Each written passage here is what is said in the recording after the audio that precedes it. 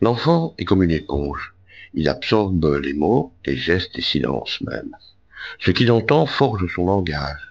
Ce qu'il voit modèle ses comportements. Et ce qu'il ressent s'inscrit comme une empreinte durable. Voilà pourquoi l'exemple de l'adulte est plus puissant que mille discours.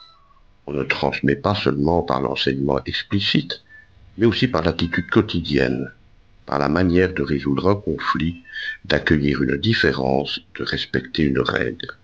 En clair, les enfants ne deviennent pas ce qu'on leur dit de devenir, ils deviennent ce qu'ils observent chaque jour. Et que voit-il trop souvent en Afrique? Des politiciens accrochés au pouvoir, des fortunes rapides bâties sur la corruption, des réussites faciles qui méprisent l'effort.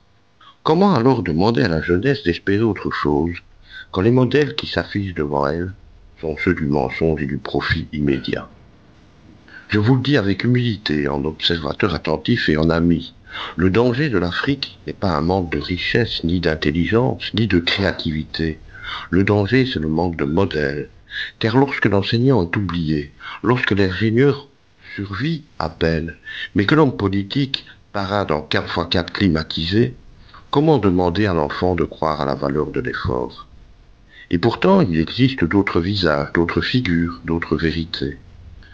L'enseignant qui persiste malgré tout, le médecin qui soigne avec cœur, le jeune inventeur qui crée dans son atelier, l'artiste qui élève les consciences, la mère courage qui éduque dans la dignité. Voilà l'Afrique véritable, celle que le monde doit apprendre à regarder et à célébrer. Je n'ai pas de leçon à donner, mais une conviction à partager. L'avenir du continent se jouera dans la capacité à mettre en lumière ces modèles-là. Car les enfants imitent ce qu'ils admirent.